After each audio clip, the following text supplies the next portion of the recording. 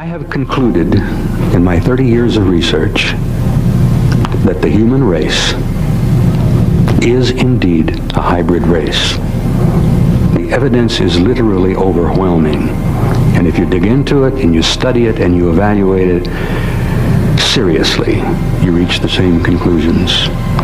Every major religious philosophy in our history, on every part of this planet, whether it's in Europe, whether it's Christianity, whether it's Buddhism, whether it's Hinduism, every major human religious endeavor has told the basic same story. The human race is a hybrid race. We have been created here. We were seeded here. And we have been genetically manipulated here from the very beginning of our recorded history. And that genetic manipulation has never ceased. It is still going on, as Cecilia likes to say, even as we speak. So, I reached that conclusion, and I will not argue with anybody about it. I simply say to you, look at the evidence. Apparently, this seems to be what has happened.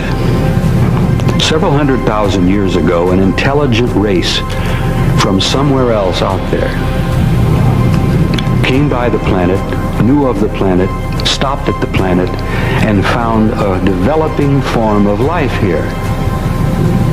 Now, there are theories that the original seeding itself was done by an intelligent race from other places. But some of the theories have stated that this advanced intelligence was on an excursion, a trip, and they stopped off here and found a developing form of life and decided to manipulate that developing form of life into a higher form. And they've been involved in that off and on, but continually, for at least 100,000 years. When I studied anthropology some years ago, I always wondered why poor old Neanderthal suddenly disappeared in terms of time, a few centuries. And this new form, completely new form, which we call Cro-Magnon, appeared. What happened to poor old Neanderthal? Who is Cro-Magnon? Well, look around the room. You'll see Cro-Magnon here right today.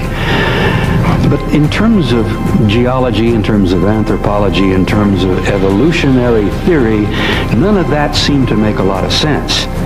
You don't have evolution working that fast. Then there were other little curious things taking place.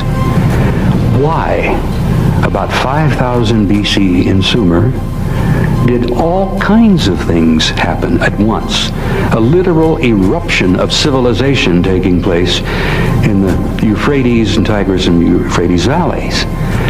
I mean, civilization blossomed and bloomed almost overnight. The people were taught, or they learned, agriculture, irrigation. They built cities. They knew how to plant farms. They knew how to harvest. They knew how to develop intricate governmental systems. They developed a military idea. They developed a very intricate theological and philosophical philosophy. And where did this all happen? Why did it all happen literally overnight? Well, Zecharia Sitchin, in his absolutely monumental work, clearly has the answer. In the great Sumerian tablets, in the cuneiform tablets, which preserve the complete history of the Sumerian people, the evidence is all there. Sitchin is probably one of about 10 people on the planet who can sit down and read cuneiform tablets like you and I read the morning paper. The Sumerians told us how it happened, how it came to be, where they got the knowledge, who taught them the knowledge. And this fits, and I tell you it does, fit perfectly with every other story, myth, legend, history of every people on this entire planet.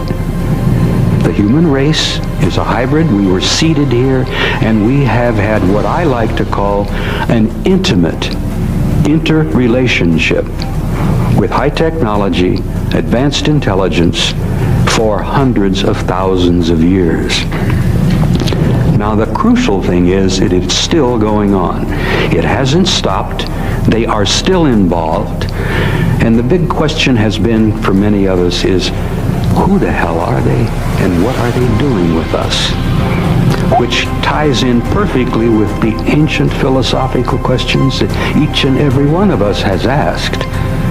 Who are we? Who are we? How did we come to be here? What are we here for? And where are we going? And this is, if you remember from your own teachings, education, in school or church, the basic questions that human beings have been asking since the beginning of time. Who are we? Why are we here? And where are we going? And now in the last 25, maybe 50 years, enough people on this planet have seen enough evidence. They have had literally some of the facts and some of the evidence rubbed on their nose. And the world, the people of the planet, are slowly beginning to pay attention.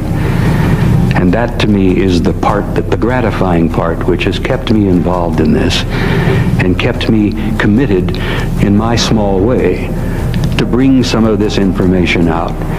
Not to preach to you, not to have a crusade of any kind, but simply to tell you that you are a special species. The carpenter from Galilee tried to explain it. Krishna tried to explain it. Mohammed tried to tell the story. Zoroaster tried to tell the same basic story. The Buddha even tried. Why is it that it's taken us so long to begin to grasp a little of the reality of who we are, why we're here, and what's going on? Well, my commitment to this thing has been growing over the years, and I will tell you that I'm involved in it, I'm committed to it, because I think that time is running out. I don't think it's going to be much longer before you see most of the answers. And the reason I share that with you is that I'm not trying to frighten you. And again, I'm not trying to preach or proselytize. I'm not trying to lead you in any direction. But I'm trying to say to you that in the next very few short years, you're going to be seeing things and you're going to be experiencing things that are going to literally change your life in ways you have never dreamed or imagined. You are going to learn who you are. You're going to find out why you're here, and you're going to find out where you're going.